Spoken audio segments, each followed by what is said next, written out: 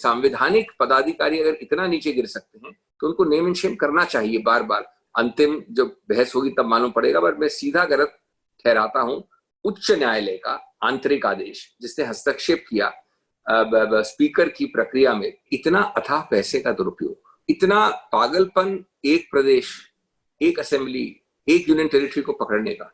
अब उसके बाद अगर आपकी आकांक्षा इतनी ऊपर ले जाए आपको चरम सीमा में, तो मैं नहीं समझता कि कांग्रेस अब कुछ भी कर सकती, कभी भी कर सकती है। ये तो आपको देखना पड़ेगा उस व्यक्ति की तरफ। नमस्कार, आप देख रहे हैं राजपथ। हमारी खास बातचीत आज हो रही है डॉक्टर अभिषेक मनु संघवी से।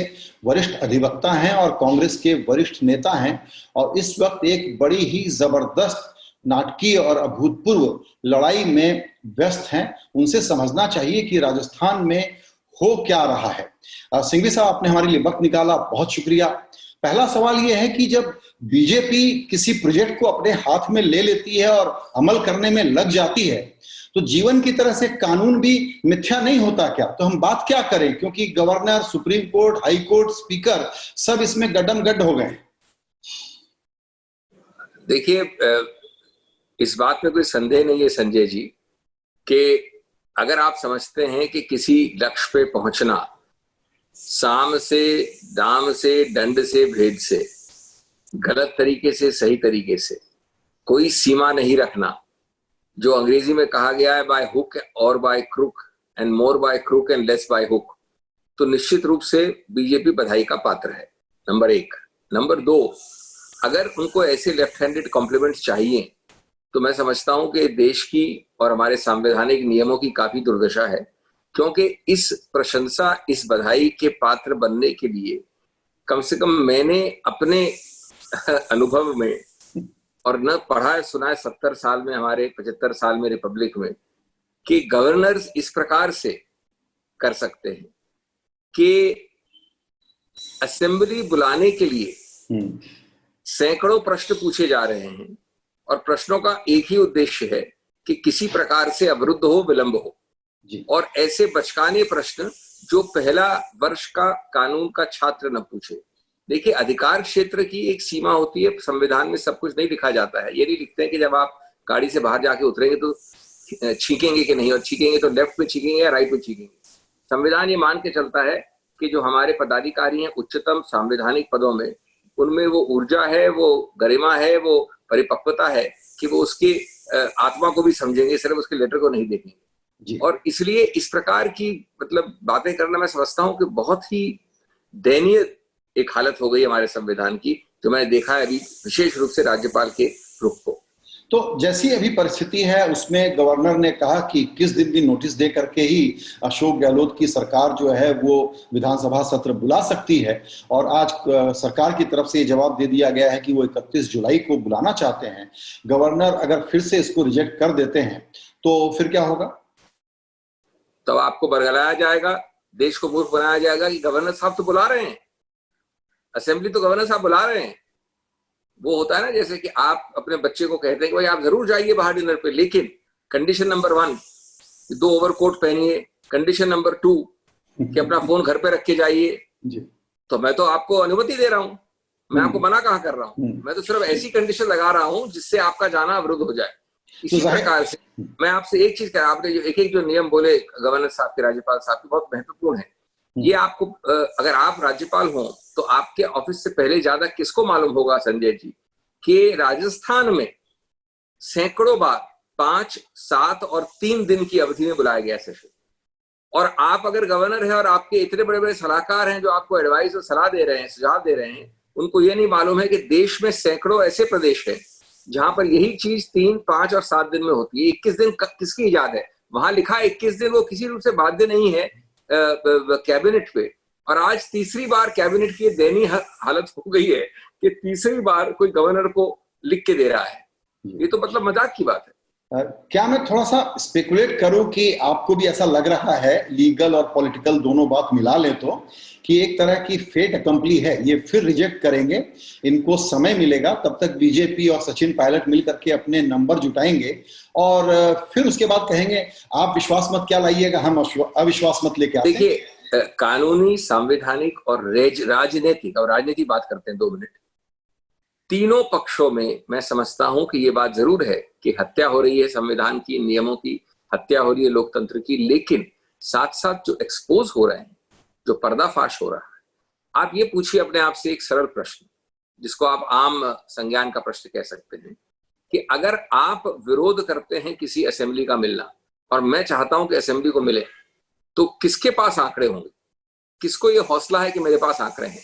ये आपका कॉमन सेंस क्या कहता है? तो कम से कम देश तो ये समझ गया है कि किसको हौसला है और कौन रिस्क लेने को तैयार है। मैं तो कहता हूं कि अगर आपको उनको हटाना है, आपको इतना गुस्सा है अशोक गहलोत सरकार से, तो आपको तो कूद कर जल्दी से करना चाहिए असेंबली का। आपके पास तो ये 19 हैं, आपके पास 50 और हैं।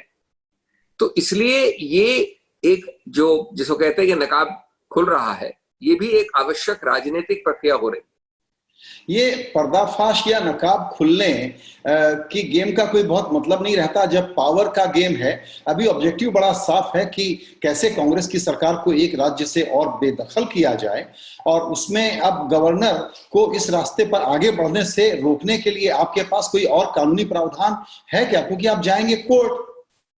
संजय जी, ये देखिए, हम भी ये गेम और चाल और ट्रिक समझते हैं, और इसलिए हर हल का हर प्रॉब्लम का हल कचहरी नहीं होता। आज हमारे जो जो वास्तव में नियंत्रण कर रहे हैं, ये गवर्नर के, राज्यपाल के, जितने भी आप खिलवाड़ देख रहे हैं, जो नियंत्रण करने वाले लोग हैं, वो चाहेंगे कि ये विलंब में पड़ा रहे। अब आप कोर्ट जाइए, कोर्ट में नोटिस होता है कि भाई नोटिस दो विपक्ष को, सिंघवी को। सिंघवी आके टाइम मांगता है 2 हफ्ता, उसके बाद जवाब करते हैं पुगलिया जी। तो आपके तो 3 हफ्ते 4 हफ्ते निकल गए कोर्ट में, और तब तक राज्यपाल जो अभी बिना किसी कचहरी के प्रक्रिया के ये कह रहे हैं, ऐसे ऐसे प्रश्न पूछ रहे हैं जो मैं नहीं समझता कि कोई भी पूछ सकता है। जब आप तब जाएंगे, तब तो उनको बहुत अच्छा बहाना मिल जाएगा कि भाई मैं तो कुछ नहीं करता जब तक कि आप ये 4, 5, 6, 7, 8 हफ्ते वाला कोर्ट की प्रक्रिया खत्म नहीं करते। तो इस प्रकार के ट्रैप्स में हमको नहीं पड़ना है। मैं समझता हूँ नेम एंड शेम जो कहा जाता है अंग्रेजी में, वो भी एक महत्वपूर्ण चीज होती है। जनाधार और जनता में ये नेम एंड शेम भी जरूरी होता है, और इससे मैं नहीं देखता किसी रूप से कि संवैधानिक पदाधिकारी अगर इतना नीचे गिर सकते हैं तो उनको नेम एंड शेम करना चाहिए बार बार, राष्ट्रपति के यहाँ, प्रधानमंत्री के यहाँ, पब्लिक के यहाँ, जर्नलिस्ट के सामने, और सब जगह। और मैं सिर्फ इसको राज्यपाल तक सीमित नहीं रखता, और मैं नहीं समझता कि ये चीज सिर्फ राज्यपाल के स्तर पे हो रही है। बिल्कुल। अब आते हैं स्पीकर के रोल पे, और थोड़ा उसको समझाइए। ऐसा लगता है कि आपकी पार्टी में भी कुछ दुविधा रही जब सुप्रीम कोर्ट में मसला गया हाई कोर्ट के इस विषय पे, तो उसमें सुप्रीम कोर्ट में स्पीकर भी पार्टी बन गए और फिर उसको विड्रॉ कर लिया गया। स्पीकर का तो अधिकार प्रछन्न है, ये तय हो चुका है। स्पीकर को वो रूट लेना चाहिए था क्या? अब आप एक कानूनी बात पे आ गए हैं, और मैं आपको बड़े संक्षेप में पॉइंट वाइज समझा दूं। देखिए, आपने खुद ने कहा कि स्पीकर का अधिकार क्षेत्र प्रचंड है। अब आप जैसा आदमी जो कि वकील नहीं है और नहीं कहता है अपने आप को संवैधानिक एक्सपर्ट, उसको भी ये मालूम है। और ये बात जो आपको मालूम है, ये 1992 से कियोटो से आज 30 वर्ष से खंडपीठ 5 जजेस की ने कह रखी है। उसके बाद भी अगर आप कहते हैं कि मैं इसको फॉलो नहीं करूंगा, तो क्या करोगे? तो पहली गलती, अभी वो सब जुडिस है, मैं उसको अंतिम जब बहस होगी तब मालूम पड़ेगा, पर मैं सीधा गलत ठहराता हूं उच्च न्यायालय का आंतरिक आदेश जिसने हस्तक्षेप किया स्पीकर की प्रक्रिया में, जो कि डिस्क्वालिफिकेशन की प्रक्रिया थी, नंबर 1। नंबर 2, उस आदेश को उच्च न्यायालय के वो 25 तारीख को आया, उससे पहले 22 को उच्च न्यायालय ने कहा था कि आप कृपया 3 दिन रुक जाइए क्योंकि हमारा आदेश आने वाला है, तब तक कुछ न करें। और अंत में एक आपत्तिजनक लाइन लगा दी थी जरूर कि and we so order, and we so direct. अब उसके विरुद्ध वो उच्चतम न्यायालय में याचिका दी गई थी, लेकिन जब आपका 25 का ऑर्डर आ जाता है तो ये 4 लाइन का ऑर्डर तो वैसे भी निरर्थक हो जाता है, जिसको कानूनी लोग इनफ्रक्चुअस कहते हैं। तो उनको तो उसको तो विथड्रॉ, उसको तो वापस लेना अनिवार्य था, क्योंकि अब तो जो मुख्य ऑर्डर है वो है 25 तारीख का, न कि 22 तारीख का, जिसके विरुद्ध वो याचिका हुई थी। और 25 को चुनौती देने के लिए 90 दिन है आपके पास। जी बिल्कुल, उसको कभी भी दे सकते हैं जी। अब तीसरी गुगली है, आपको एक चीज बोल दूं, आपने कंप्लेंट की, 10वें शेड्यूल में सिर्फ एक व्यक्ति है जो उस कंप्लेंट को निर्णित कर सकता है, वो है स्पीकर। उसको वो ना ट्रांसफर कर सकता है, वो ना डेलीगेट नहीं कर सकते, भाई सिंघवी साहब आप डिसाइड कर दो, मेरा सचिवालय कर दे, वो किसी को ट्रांसफर नहीं कर सकता। 10th शेड्यूल में एक ही व्यक्ति, इसको वकील कहते हैं पर्सोना डेजिग्नाटा जी। अब उसमें ये जब कहा है कि आप उसके निर्णय के बाद, यानी स्पीकर के निर्णय के बाद, और स्पीकर डिस्क्वालीफाई करे नहीं करे, आप कुछ भी करिए, आप हस्तक्षेप करिए, लेकिन निर्णय के पहले कैसे कर सकते हैं आप? तो ये प्रश्न है जी। आपकी कानूनी रीडिंग समझाएं। जब एक वर्ड यूज किया गया कि वो स्पीकर से रिक्वेस्ट कर रहा है हाई कोर्ट, और फिर कहा गया कि वी सो ऑर्डर, क्या उसके बाद कानूनी तौर पर अगर स्पीकर सीपी जोशी आगे बढ़ जाते और इन लोगों को डिस्क्वालीफाई कर देते तो वो कानून सम्मत होता या अवमानना हो जाती अदालत की? अगर आप सीधा कानून में माने तो मैं कहता हूं कि वो अवमानना नहीं होती, अगर आप सीधा कानूनी प्रश्न पूछ रहे हैं। लेकिन वास्तविक जीवन में लोग इस प्रकार के विरोधाभास को अवॉइड करने का प्रयत्न करते हैं। आप जानते हैं कि हर चीज एक सिर्फ ईगो पे नहीं होती। मैं ये आपको वापस दोहरा रहा हूं कि अगर स्पीकर सिर्फ कानून से जाते और ये हिम्मत करके कहते कि मैं बाध्य नहीं हूं, क्योटो का निर्णय है, मैं स्पीकर हूं, जब मैं निर्णय दूं तो आप देखिएगा अभी मैं चल रहा हूं आगे, तो कानून में गलत नहीं होता। लेकिन साथ साथ आमतौर पे ऐसी सुझाव, ऐसी सलाह नहीं दी जाती। क्यों? क्योंकि आप सब लोग संवैधानिक पदाधिकारी हैं। उच्च न्यायालय का न्यायाधीश भी, उच्चतम न्यायालय का न्यायाधीश भी, माननीय स्पीकर विधायिका के और प्रधानमंत्री कार्यपालिका के। और जब तक आपसी आप में ये आदर सत्कार नहीं होगा तो मैं समझता हूं कि बड़प्पन दिखाया स्पीकर भी कह सकते थे, लेकिन बड़प्पन दिखाया कि मैं भी झगड़ सकता था, मैं भी एक कन्फ्रंटेशन कर सकता था, लेकिन मैंने नहीं किया। तो मैं सही बात मानता हूं। जिस तरह की गेम चल रही है, जिस तरह का युद्ध चल रहा है, उसमें आप जिस मर्यादा की बात कर रहे हैं उससे तो कभी लड़ ही नहीं सकते सामने वाली फोर्सेस से आप। देखिए आज का ये, अब ये आपको लगता है राजनीतिक है, मैं आखिर राष्ट्रीय प्रवक्ता हूं, आप डिस्काउंट कर सकते हैं, लेकिन आप किसी आदमी को कहें कि वो बीजेपी का भी समर्थक हो, अपने हृदय पे हाथ रख के पूछे कि इतना अथाह पैसे का दुरुपयोग, इतना पागलपन, एक प्रदेश, एक असेंबली, एक यूनियन टेरिटरी को पकड़ने का, इतना एक जुनून कि सत्ता किसी भी, और इसकी कहानी देखिए आपके सामने हो रही है। कभी गोवा होता है, कभी मध्य प्रदेश होता है, कभी क्या कहते हैं कर्नाटक होता है, अभी महाराष्ट्र हुआ, मैं उन सबका हिस्सा रहा हूं। लेकिन पॉइंट ये है कि ये जो लोलुपता है ये एक बड़ा और नैतिक प्रश्न उठाता है, और वो नैतिक प्रश्न का उत्तर एक ही है जिस जवाब का पर्दाफाश होना। कोई आदमी किसी की गर्दन नहीं पकड़ सकता, लेकिन जो आप दिन प्रतिदिन पर्दाफाश होते हैं, कहीं ना कहीं मैं समझता हूं कि हृदय पटल में जनता जनार्दन के वो एक अमिट छाप छोड़ देता है। जी। अब एक सवाल इस मायावी गुगली के बारे में, जहां पर कि इतने लेट मायावती जी ने कहा कि इसमें तो हमारी चलेगी, ये कांग्रेस के को सबक सिखाना है, कांग्रेस को सबक सिखाना है। उसमें कानूनी परिस्थिति भी समझाइए, क्योंकि वो बीएसपी की के विधायक दल का फैसला था, तो विधायक दल की चलेगी या पार्टी के नेतृत्व की चलेगी? ये इसमें एक कानून है, दूसरा अवसरवादिता है। पहले अवसरवादिता की बात कर लें। जहां तक जो मायावी की नाम लिया आपने, उनका सबसे ज्यादा पर्दाफाश हुआ है, नकाब सबसे बड़ा हटा है, जो पहले ही हट गया था कई बार कई प्रदेशों में। इतनी ज्यादा खुले रूप से आपने देखा कि राजनीतिक रूप से करीब करीब वो विलुप्त हो गई है पार्टी अपने प्रदेश में। उसका कारण आपके सामने अब आ रहा है। ये मैं समझ सकता हूं कि आप बोले अपने हिसाब से आप वोट करो, लेकिन लिख के देना, और वो भी कब, कई महीनों बाद। ये बीएसपी के जो लोगों की बात कर रहे हैं आप, ये कई महीने पहले चले गए। आज लिख के देना कि भाई पुगलिया साहब आप वोट नहीं करेंगे, एक पार्टी का नाम लेना पूरी तरह से आपको पर्दाफाश कर देता है। जहां तक कानून का सवाल है, मैं आपको ये बताना चाहता हूं कि डिफेक्शन, दल बदली, जो 10वें शेड्यूल में है, वो जिसको हम कहते हैं विधायिका पार्टी के आधार पर होती है, लेजिस्लेचर पार्टी, वो बड़ी वाली पार्टी के आधार पर क्यों नहीं होती है? क्योंकि आप डिफेक्ट करते हैं, दल बदल करते हैं पार्टी के हाउस के अंदर।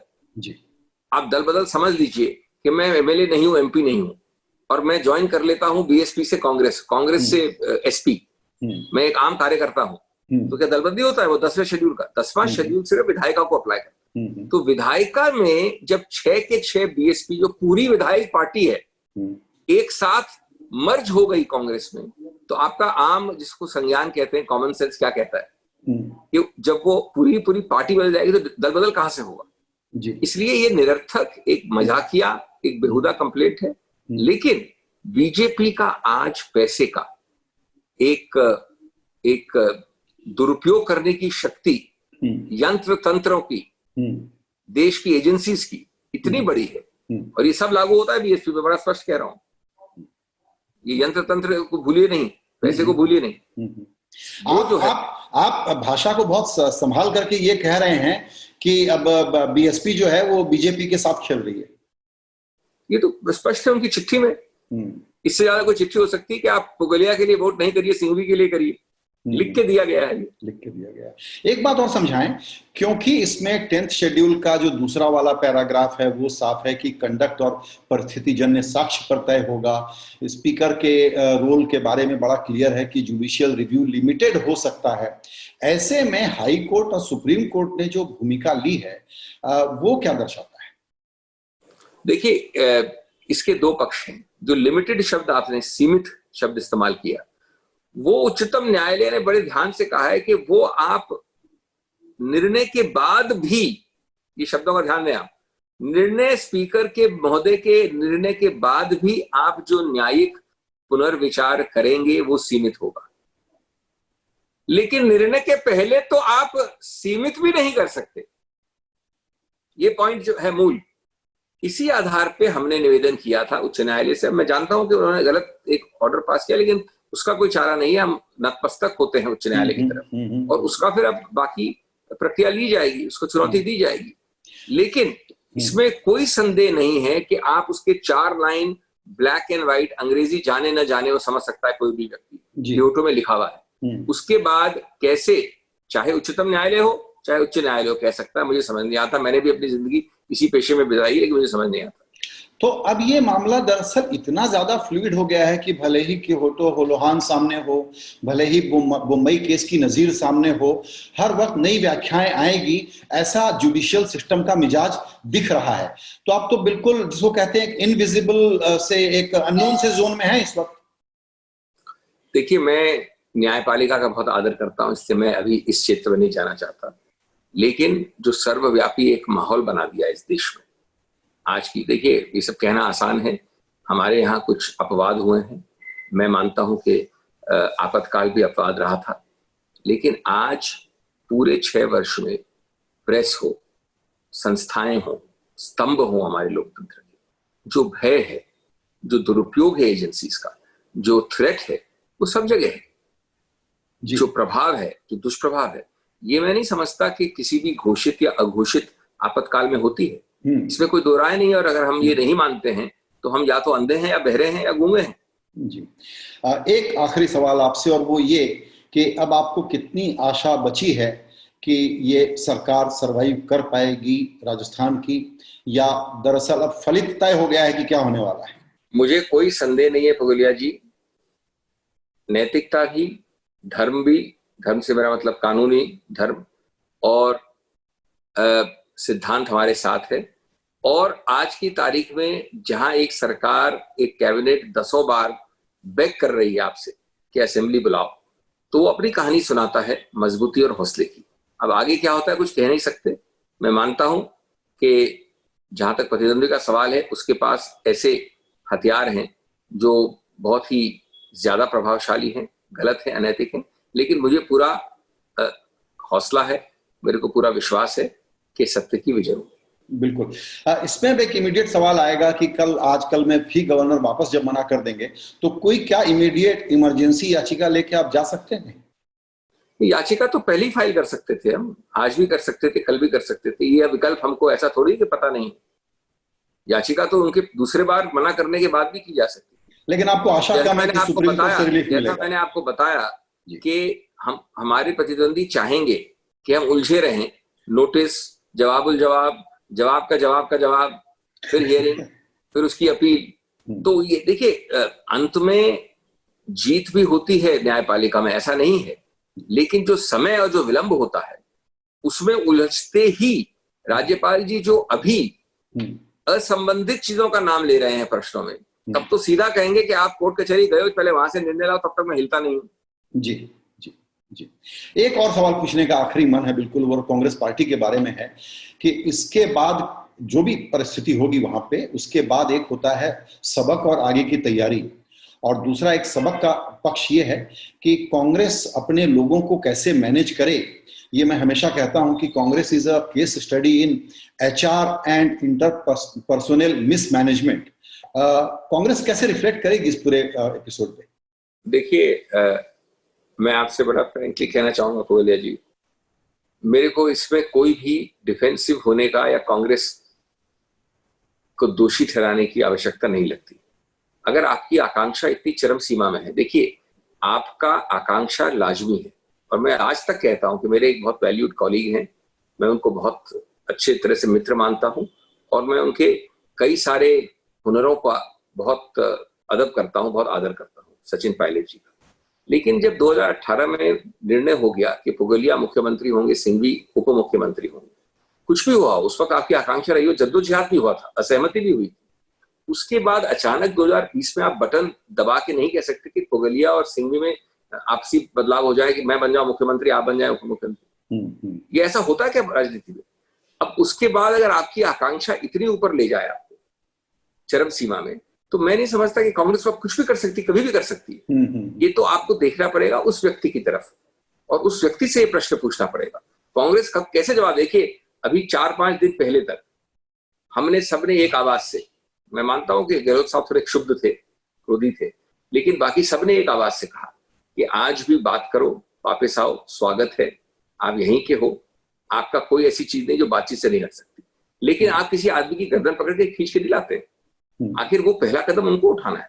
तो उसमें मैं क्या जवाब दूं कांग्रेस का? कांग्रेस का इसमें मैं समझता हूं आत्मा और कॉन्शियस क्लीन है, साफ है। बिल्कुल। एक और स्पेकुलेशन चलता रहता है, क्योंकि गहलोत साहब के बारे में सभी कह रहे हैं कि बहुत ही जुझारूपन और जीवटता उन्होंने दिखाई है, तो क्या यह भी संभव है कि विश्वास मत में सिर्फ आपके एमएलए चुराए जाएं? ऐसा जरूरी नहीं है, कुछ बीजेपी के एमएलए भी बीमार पड़ जाएं? देखिए, जब आप तलवार का खेल खेलते हैं तो खून आप ही में निकल सकता है ना। आप जब बीच में मैदान में उतर के कोई डर्टी गेम खेलते हैं, तो डर्ट तो फिर गंदगी तो सब जगह फैलती है, थोड़ी कि वो छींटे सिर्फ मेरे पे पड़ेंगे, आप पे नहीं पड़ेंगे। तो जब आप आ गए हो मैदान में तो कुछ भी हो सकता है। मैंने ये नहीं कहा कि होगा, लेकिन कुछ भी हो सकता है। बिल्कुल पता नहीं क्या होगा, लेकिन बिल्कुल अब ये है फाइनल सिचुएशन कि या तो 2-4 दिनों में सेशन हो जाए या 21 दिनों में। नहीं, 21 दिनों से ज्यादा नहीं हो सकता। मैदान का शब्द आप गलत इस्तेमाल कर रहे हैं। मैदान का एक गेट होता है हमेशा, हर मैदान का, तो गेट कीपर दरवाजा ही नहीं खोल रहा है। मैदान में तो ये गंदगी और ये आक्षेप और प्रत्यारोप सब निर्मित हो जाएगा, लेकिन वो गेट कीपर दरवाजा तो खोले, उसका कोई रोल नहीं है, वो अंदर नहीं आ सकता मैदान के, लेकिन दरवाजा नहीं खोलने को तैयार है। अग्रीड। लेकिन क्लाइमेक्स के तौर पर मैं कह रहा हूं कि ज्यादा से ज्यादा 21 दिन और कल से नहीं, तो 21 दिन का औचित्य नहीं है, मैं मानने को तैयार नहीं हूं। 21 दिन क्या, फिर तो आपने 30 दिन दे दिए ना। आपका क्या, देखिए बड़ा, मैं आपको स्ट्रेट बात करता हूं, 30 दिन का औचित्य, उद्देश्य, मंतव्य क्या हो सकता है? आपका कॉमन सेंस क्या कहता है कि भाई कुछ भी करके, जोड़ तोड़ करके, बदलाव करके, प्रभावशाली दुष्प्रभाव करके कुछ तो कुछ करो। तो फिर आपने तो 21 दिन मान लिए, 9 दिन तो वैसे ही निकल गए, 8 दिन तो हफ्ता भर तो निकल ही गया है। हाँ। तो 30 दिन निकालिए, उसके बाद तो फिर ये सैद्धांतिक रूप से गलत है। उसके बाद भी हम जीतेंगे, वो अलग बात है, लेकिन आप राज्यपाल की हैसियत से कैसे कर सकते हो? बिल्कुल नहीं, इस बात में तो कोई शक नहीं है कि इस बार कानून, स्पीकर, गवर्नर, अदालत, सबकी भूमिका पर कई नई और अभूतपूर्व परिस्थितियां पैदा हुई हैं। जाहिर है कि आप लोग अदालत में इसके नए भाष्य को पुश करेंगे और सामने लाने की कोशिश करेंगे, लेकिन आपने हमारे लिए आज वक्त निकाला, आपका बहुत शुक्रिया। Thank you.